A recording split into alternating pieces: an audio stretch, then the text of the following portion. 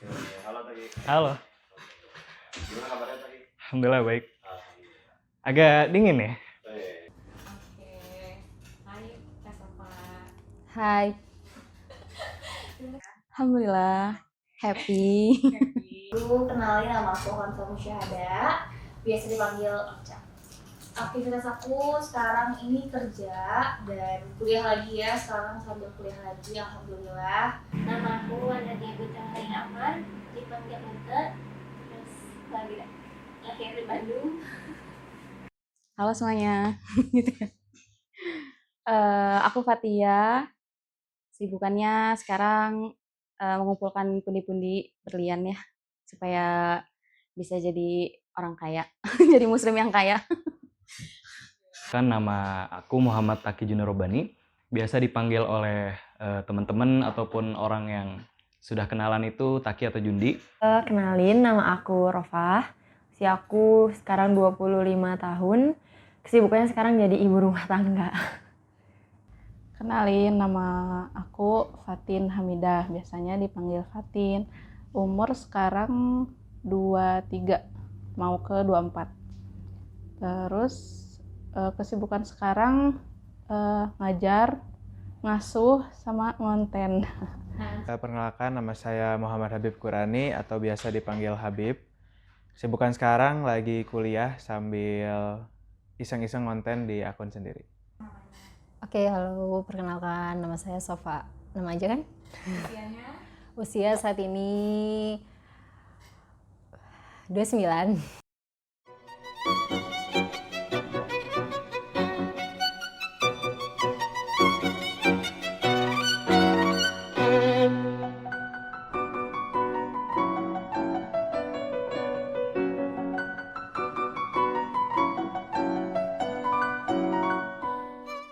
Aku ingat banget waktu SD ya, itu kalau anak-anak lain, misalnya nih karena momen bulan puasa ya, anak-anak lain tuh kalau taraweh bisa main gitu, bisa yang sholat tuh nggak harus ibaratnya ngikutin sholat taraweh dari awal sampai witir gitu ya. Kalau aku tuh nggak bisa, karena kayaknya setelah aku pulang tuh umi aku bisa tahu aku ngapain aja di masjid, padahal umi aku nggak datang gitu.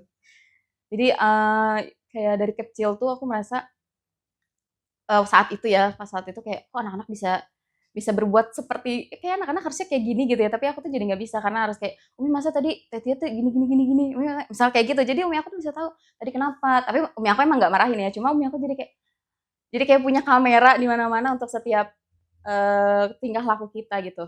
Dari aku zaman aku kecil SD, itu biasa kita tuh subuh-subuh itu ngumpul terus adik aku nyampein tentang mau tentang kisah Nabi, mau tentang pendidikan agama lah ya. Jadi pendidikan agama itu bukan dari sekolah pertamanya, tapi emang dari rumah gitu.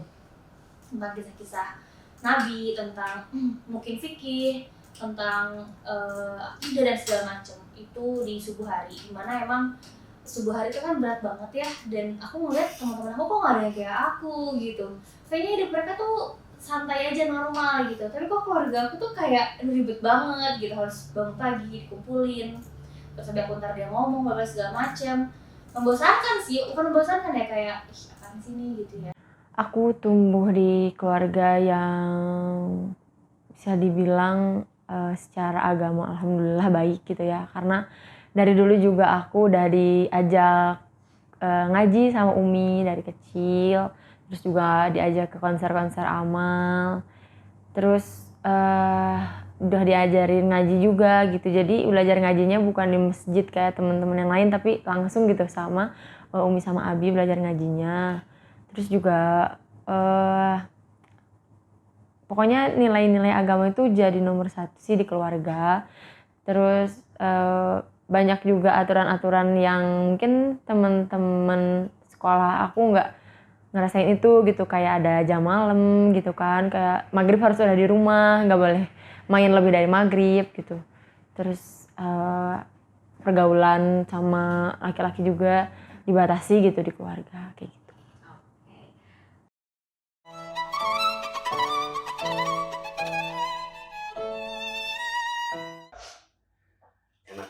Oh, oke. Lebih ke ini ya, sebenarnya lebih ke ketika sekarang aku sudah dewasa dan merantau di kota Bandung. Sebenarnya aku pengen curhat gitu ke orang tua atau keluarga terdekat, gimana sih kesulitan-kesulitan yang dihadapi oleh seorang yang merantau sendirian Kota Bandung tanpa adanya orang tua gitu. Walaupun aku di sini juga ada saudara masih ada, cuma aku pribadi merasa bahwa ketika aku merantau ke sini agak kurang diperhatikan lah secara langsung gitu oleh orang tuaku. Walaupun memang berkabar mah tetap ya, cuma ada hal-hal yang terasa mengganjal untuk hati ini bisa bercerita, sehingga momen itu yang terakhir kali aku ingat bahwa aku di sini merantau menjalani kesulitan-kesulitanku yang aku sebenarnya butuh teman, butuh sosok dewasa yang bisa mengerti isi hatiku gitu, sehingga apa ya, sehingga karena budaya yang tadi aku sudah ceritakan di keluarga itu, terutama aku pribadi sebagai anak cowok, masih sulit untuk mengungkapkan isi hati. Jadi untuk hal-hal seperti ini sampai dengan dewasa ini aku belum bisa mengungkapkan itu, bahkan ke abiku sendiri gitu. Perasaan yang kayak apa ya namanya? Kalau pulang ke rumah tuh ya nggak ada orang gitu kan, pasti pergi gitu kan.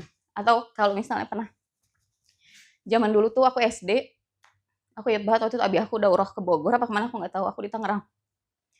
Mungkin saat itu HP belum semua orang bisa punya gitu ya. Termasuk di rumah aku nggak ada HP, abi aku ada HP. Jadi tuh aku dapat berita gitu loh, gara-gara nonton di TV, itu pun di rumah aku nggak disediain TV gitu ya. Di TV tetangga. Aku lupa tahun berapa.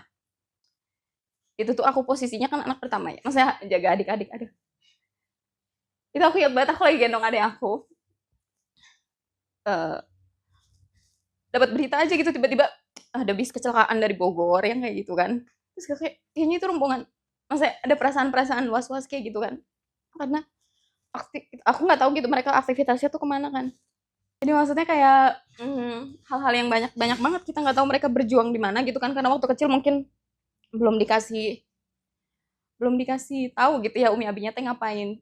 Tapi kayak gitu aku jadi kayak itu aku takut banget saat itu karena nggak ada umi juga di rumah, terus cuma ada aku harus gituin adik-adik aku. Terus aku kayak pas lihat berita itu kayak ini nanti abi aku nggak ya, kenapa-napa nggak ya, ini rombongan abi aku bukan yang kecelakaan yang kayak gitu-gitu. Jadi aku bahkan aktivitas hari weekend pun mereka punya aktivitas gitu kan, orang tua kita yang ada di jalan dakwah ini gitu kan. Jadi kayak kapan ya gitu.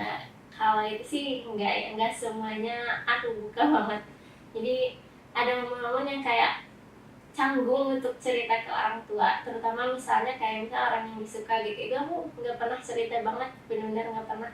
Ceritanya paling kalau misalnya tentang itu jadi ke teman dekat atau enggak ke diari sih kebanyakan, yang nggak bisa aku komunikasiin ke keluarga atau ke teman, aku ceritanya banyaknya ke diari.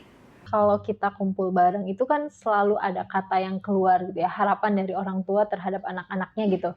Untuk ya harapan Umi sama Abi, anak-anak Umi sama Abi itu bisa jadi pewaris gitu ya, pewaris apa yang dilakukan orang tua, atau mungkin kita ngomongnya konteksnya dakwah, perjuangan dakwah yang sedang dilakukan sama orang tua gitu. Harapannya itu gitu ke anak-anaknya. Tapi suatu waktu gitu pernah waktu itu pernah dicalonin juga kan jadi CAD, tapi udah ikut acara dan lain sebagainya, ada iklan dan lain sebagainya, tapi di tengah-tengah itu pada akhirnya mengundurkan diri dan berkata bahwa ketika ditanya gitu ya alasannya apa gitu, ya aku ngomong bahwa aku sebetulnya tidak ingin seperti Umi sama Abi yang sibuknya di dakwah gitu ya, Sabtu Minggu suka keluar, terus kalau diinget-inget ke masa kecil ya ternyata pulangnya sering malam, dan aku sendiri adalah orang yang tidak bisa tidur ketika orang tua belum datang gitu. Beda mungkinnya sama kakak adik aku yang lain mah udah tidur aja, tapi kalau aku adalah orang yang nggak bisa tidur gitu. Jadi ngerasa masa kecil aku ternyata walaupun ngerasa semua baik-baik aja gitu ya, semua fasilitas ada dan lain sebagainya, tapi ternyata hubungan aku sama orang tua lebih kayak ada batasnya aja gitu. pertemuan aku dengan orang tua di rumah tuh kayaknya sedikit banget gitu waktunya. Selain karena memang mereka berdua kerja, terus ya mereka sibuk di aktivitas dakwah segala macem, juga mungkin jadinya ketika mereka pulang ke rumah tuh udah dengan sisa tenaga gitu. Jadi kadang mungkin apapun yang aku ceritakan, apapun yang aku komentari, celoteh-celoteh aku waktu kecil mungkin ya terrespon oleh mereka tuh dengan hal-hal yang dengan energi yang udah mau habis gitu. Jadi kadang ya merekanya udah stres kerjaan, udah stres dengan aktivitas-aktivitas lain, masih harus menanggapi aku yang cerita kesana kemari, mungkin juga capek ya gitu. Jadi kadang mungkin responnya nggak sesuai sama yang apa yang aku mau mungkin, atau jadi responnya ala kadarnya, dan mungkin jadinya mungkin ya membekas di aku juga gitu.